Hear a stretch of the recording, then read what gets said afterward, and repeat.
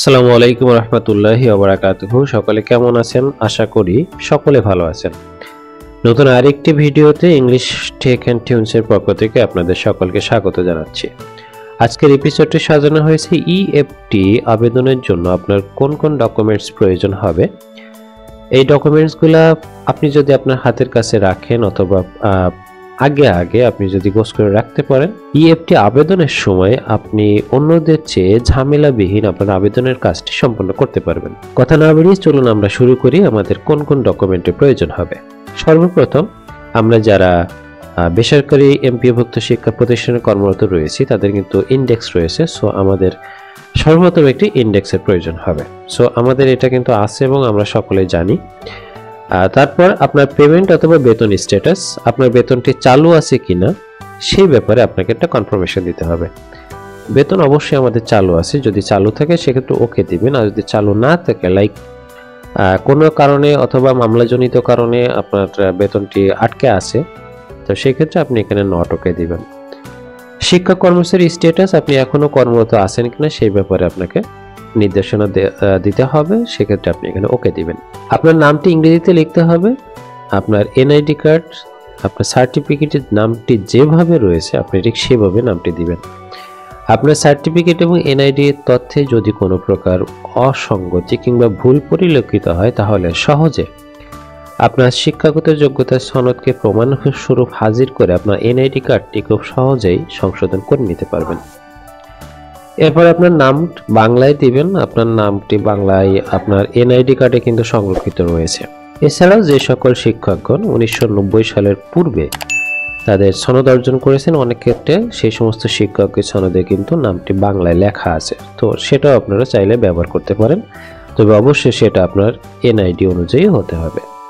দেন পিতার নাম ইংরেজিতে আপনার এনআইডি কার্ড অনুযায়ী অথবা এবং সার্টিফিকেট অনুযায়ী আপনি দিবেন। মাতার নাম অবশ্যই সেই একইভাবে আপনি পূরণ করবেন।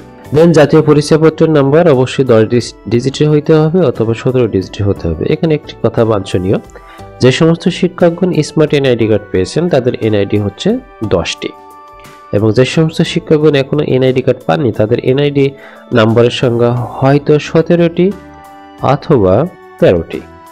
তো যে সমস্ত শিক্ষক কর্মচারী এনআইডিতে সংখ্যা 13টি রয়েছে সেই সমস্ত শিক্ষক কর্মচারীগণ তাদের এনআইডি নাম্বারের পূর্বে জন্ম তারিখটি যুক্ত করে নিলেই 17 ডিজিটের এনআইডি নাম্বার হয়ে যাবে।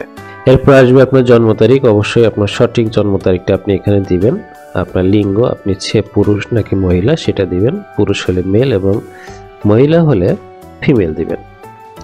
আপনার ধর্ম যদি ইসলাম হয় তাহলে ইসলাম দিবেন, হিন্দু হইলে হিন্দু দিবেন। দেন অন্যান্য ধর্মের অনুসারী যারা আছেন তাদের স্ব ধর্ম এখানে লিখে দিবেন। দেন নিজ জেলা, আপনি কোন জেলায় বসবাস করেন এটা না, আপনি কোন জেলার স্থায়ী বাসিন্দা সেই জেলাটি আপনি এখানে লিখে দিবেন। পদবি, আপনি কোন পদে বর্তমানে চাকরিরত রয়েছেন সেই পদের নামটি আপনি এখানে লিখে দেবেন। সহকারী শিক্ষক হইলে অ্যাসিস্ট্যান্ট টিচার, সহকারী মৌলভী হইলে অ্যাসিস্ট্যান্ট মৌলভী, হেড টিচার হইলে হেড টিচার লিখবেন। এবং যে সমস্ত শিক্ষকগণ কলেজে কর্মরত রয়েছেন তাদের লেকচারার, অ্যাসিস্ট্যান্ট প্রফেসর অথবা প্রফেসর, যে পদে চাকরি করছেন সেই পদের নামটি এখানে লিখতে হবে। পদবীর ধরন এটা অবশ্যই রেগুলার দিতে হবে। দেন নিয়োগের বিষয়, আপনি কোন বিষয়ের বিপরীতে নিয়োগপ্রাপ্ত হয়েছেন আপনি সেই বিষয়টি এখানে লিখে দেবেন। আমি বাংলা বিষয়ের বিপরীতে নিয়োগপ্রাপ্ত হয়েছি সেহেতু আমি এখানে বাংলা লিখে দিয়েছি। আপনারা যারা গণিতের বিপরীতে নিয়োগপ্রাপ্ত হয়েছেন তারা গণিত লিখে দিবেন।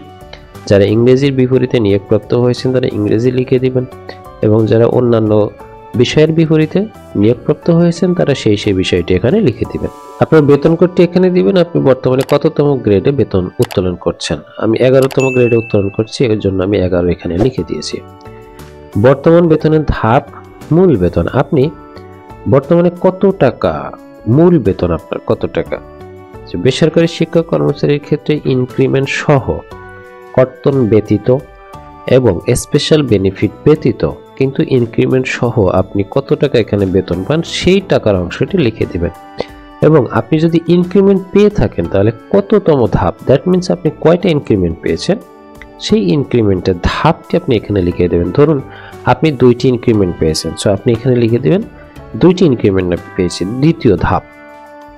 এবং দ্বিতীয় ধাপের ইনক্রিমেন্ট সহ আপনার বেতন বর্তমানে যত টাকা দাঁড়ায় ঠিক তত টাকা ক্যালকুলেট করে আপনি এখানে দিয়ে দেবেন। মনে রাখবেন, কর্তন ব্যতীত 10% কর্তন এবং স্পেশাল বেনিফিট যেটা যোগ হয়, এই কর্তন করা এবং যোগ করা এই দুইটা ব্যতীত আপনার ইনক্রিমেন্ট সহ যে মূল বেতন সেটি আপনি এখানে লিখে দিবেন। মোবাইল নম্বর অবশ্যই নিজের জাতীয় পরিচয়পত্র দ্বারা রেজিস্ট্রিকৃত হতে হবে। ঠিক আছে, আপনার এখানে নিজস্ব মোবাইল নম্বরটি দিয়ে দিবেন, আপনার ইমেল নাম্বারটি দিবেন। অনেক ক্ষেত্রে অনেক শিক্ষক কর্মচারী কিন্তু ইমেল নাই, সো সেক্ষেত্রে আমার পরামর্শ হবে আপনারা যে ভালো বোঝে তার কাছ থেকে আপনার নামে একটা ইমেল আইডি খুলে নেবেন। যদি অপারগ হন তাহলে আপনার স্থানীয় বাজারে যে কোনো একটি কম্পিউটারের দোকান থেকে আপনি চাইলে কিন্তু ইমেলটি খুলে নিতে পারবেন এবং অবশ্যই আপনার ইমেলটি আপনার এনআইডি দ্বারা রেজিস্ট্রিকৃত মোবাইল নম্বর দ্বারা ভেরিফাই করে নেবেন। এমপিওভুক্ত প্রতিষ্ঠানের প্রথম যোগদানের তারিখ, আপনি এমপিওভুক্ত প্রতিষ্ঠান অর্থাৎ যে প্রতিষ্ঠানে আপনি জীবনে প্রথম যে প্রতিষ্ঠানে যোগদান করেছেন সেই তারিখটি দিতে হবে। এখন এই লাইনটি এখানে আসার কারণ হলো আমাদের অনেকগুলো পদ রয়েছে যেখানে অভিজ্ঞতার প্রয়োজন হয়। আপনি যদি সহকারী শিক্ষক বলেন অথবা প্রধান শিক্ষক বলেন, এই পদগুলোতে নিয়োগের ক্ষেত্রে কিন্তু অভিজ্ঞতার প্রয়োজন হয়। তো যারা সহকারী প্রধান কিংবা প্রধান শিক্ষক, তাদের এমপিওভুক্ত প্রতিষ্ঠানের প্রথম যোগদানের তারিখ তাদের কর্মজীবনে সর্বপ্রথম যে প্রতিষ্ঠানে যোগদান করেছিলেন সেই প্রতিষ্ঠানে কত তারিখে যোগদান করেছিলেন সেই তারিখটি কিন্তু এখানে দিতে হবে। আর যদি আপনি যে প্রতিষ্ঠানে প্রথম আছেন সেই প্রতিষ্ঠানেই যদি প্রথম নিয়োগপ্রাপ্ত হয়ে থাকেন সেক্ষেত্রে আপনি সেই প্রতিষ্ঠানে যোগদানের প্রথম তারিখটি দিয়ে দিন। প্রথম এমপিওভুক্তির তারিখ যে তারিখে আপনি প্রথম এমপিওভুক্ত হয়েছেন সেই তারিখটি এখানে দিতে হবে। বর্তমান প্রতিষ্ঠানে বর্তমান পদে যোগদানের তারিখ, আপনি বর্তমানে যে প্রতিষ্ঠানে কর্মরত রয়েছেন সেই প্রতিষ্ঠানে বর্তমান পদে কত তারিখে যোগদান করেছেন সেই তারিখটি আপনি এখানে দিয়ে দিবেন। দেন বর্তমান প্রতিষ্ঠানে বর্তমান পদে এমপিওভুক্তির তারিখ, আপনি বর্তমান পদে কোন তারিখে প্রথম এমপিওভুক্ত হয়েছেন সেই তারিখটি আপনাকে এখানে দিয়ে দিতে হবে। প্রথম উচ্চতর স্কেল বা টাইম স্কেল প্রাপ্তির তারিখ যদি এখানে আপনার থেকে থাকে তাহলে দিবেন। আমি যেহেতু পাইনি এই জন্য নট অ্যাপ্লিকেবল লিখে দিয়েছি। এখন টাইম স্কেল ব্যাপারটা কি? ব্যাপারটা হচ্ছে এমপিওভুক্ত শিক্ষক কর্মচারীগণ তাদের প্রতিষ্ঠানের এমপিওভুক্তির প্রথম তারিখ থেকে পরবর্তী 10 বছর পূর্তি উপলক্ষে প্রথম উচ্চতর স্কেল পায়। তো আপনি যদি পেয়ে থাকেন তাহলে প্রথম উচ্চতর স্কেল পাওয়ার যে তারিখ সেই তারিখটি এখানে দিয়ে দিবেন।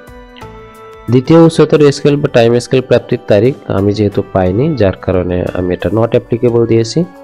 আপনি যদি পেয়ে থাকেন তাহলে আপনার এখানে সেই তারিখটি দিবেন। দ্বিতীয় টাইম স্কেলটা কি? আপনার প্রথম এমপিও থেকে 16 বছর অথবা প্রথম উচ্চতর স্কেল প্রাপ্তি থেকে পরবর্তী 6 বছর পর আপনাকে দ্বিতীয় টাইম স্কেল দেওয়া হয়। সহকারী অধ্যাপক স্কেল প্রাপ্তির ক্ষেত্রে প্রাপ্তির তারিখ, এটা যেহেতু এটা কলেজের ক্ষেত্রে, কলেজে যে সমস্ত শিক্ষক কর্মচারীগণ যুক্ত রয়েছেন সেই সমস্ত শিক্ষকগণ কিন্তু প্রভাষক হিসেবে নিয়োগপ্রাপ্ত হন এবং পরবর্তীতে সহকারী অধ্যাপক পদে উন্নীত হন। তো সহকারী অধ্যাপক পদে যে তারিখে উন্নীত হয়েছেন এবং স্কেল পেয়েছেন ঠিক সেই তারিখটি এখানে দিয়ে দিতে হবে। বিএড স্কেল প্রাপ্তির তারিখ স্কুলের ক্ষেত্রে, স্কুলের ক্ষেত্রে যারা সহকারী শিক্ষকগণ বিএড স্কেল যুক্ত করেছেন যত তারিখে যুক্ত করেছেন যে তারিখে সেই তারিখটি এখানে দিয়ে দিতে হবে। ব্যাংকের নাম, আপনি যে ব্যাংকে আপনার বেতন পেতে ইচ্ছুকটি সেই ব্যাংকের নামটি আপনি এখানে লিখে দেবেন। দেন ব্যাংকের শাখার নাম, যে ব্যাংকটি সিলেক্ট করেছেন সেই ব্যাংকের কোন শাখায় আপনার নিকটস্থ কোন শাখায় আপনি আপনার বেতনটি পেতে ইচ্ছুক সেই শাখার নামটি এখানে লিখে দিবেন। রাউটিং নাম্বার, এটি খুবই গুরুত্বপূর্ণ বিষয়। রাউটিং নাম্বারটি আপনি আপনার ব্যাংকে যোগাযোগ করে পেয়ে যেতে পারেন অথবা আপনার কাঙ্ক্ষিত ব্যাংকের নাম এবং শাখার নাম লিখে যদি গুগলে সার্চ করেন সেক্ষেত্রে আপনি রাউটিং নাম্বারটি পেয়ে যেতে পারেন। তবে সঠিক তথ্যের ক্ষেত্রে ব্যাংকে গিয়ে রাউটিং নাম্বারটি নিয়ে আসা আপনার জন্য সমীচীন হবে। ব্যাংক হিসাবের নাম, বর্তমানে প্রত্যেকটি ব্যাংক অ্যাকাউন্ট কিন্তু এনআইডি কার্ডে যে নাম রয়েছে সে নাম হিসেবে হয় এবং ব্যাংক অ্যাকাউন্টটি অবশ্যই আপনার এনআইডি দ্বারা রেজিস্ট্রিকৃত হতে হবে এবং অনলাইন হতে হবে। অনলাইন ব্যাংক হিসাবের নাম নিজস্ব জাতীয় পরিচয়পত্র দ্বারা রেজিস্ট্রিকৃত এবং 17 বা 13 ডিজিটের হতে হবে। এই ব্যাপারটা নিয়ে একটু বলি, বর্তমানে যারা নতুন ব্যাংক অ্যাকাউন্ট খুলছে যে সমস্ত শিক্ষক কর্মচারী, এই সমস্ত শিক্ষক কর্মচারীর ব্যাংক অ্যাকাউন্টগুলো অনলাইন করা আছে, কিন্তু অনেক পূর্বে যে সমস্ত শিক্ষক কর্মচারীগণ এখনো পর্যন্ত কর্মরত রয়েছেন সেই সমস্ত শিক্ষক কর্মচারীগণের ব্যাংক অ্যাকাউন্ট কিন্তু অ্যানালগ রয়ে গেছে, এনাদেরটা এখনো অনলাইন হয়নি। সো অনলাইন করার জন্য আপনার সংশ্লিষ্ট ব্যাংকে আপনার একটি এনআইডি কার্ড এবং ছবি নিয়ে যোগাযোগ করবেন। তারা আপনাকে মুহূর্তের ভিতরেই আপনার অ্যাকাউন্টে অনলাইনে ট্রান্সফার করে দিবে। এটা একেবারে সহজ একটা প্রক্রিয়া, আপনি ব্যাংকে গেলেই হয়ে যাবে। দেন আপনার একটা পাসপোর্ট সাইজের ছবি লাগবে, যেটা 300x300 পিক্সেলের হতে হবে।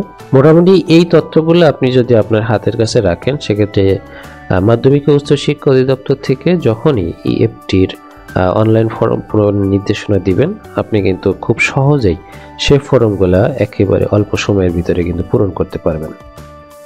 ইএফটি সংক্রান্ত যদি কোনো প্রশ্ন থাকে তাহলে কমেন্ট বক্স আপনার জন্য ওপেন রয়েছে, আপনি সেখানে কমেন্ট করতে পারেন। ভিডিওটি ভালো লাগলে লাইক করবেন, ভালো লাগলে শেয়ার করবেন এবং সাবস্ক্রাইব করে চ্যানেলটির পাশে থাকার অনুরোধ রইল। সকলকে ধন্যবাদ, ভালো থাকবেন, সুস্থ থাকবেন। আসসালামু আলাইকুম।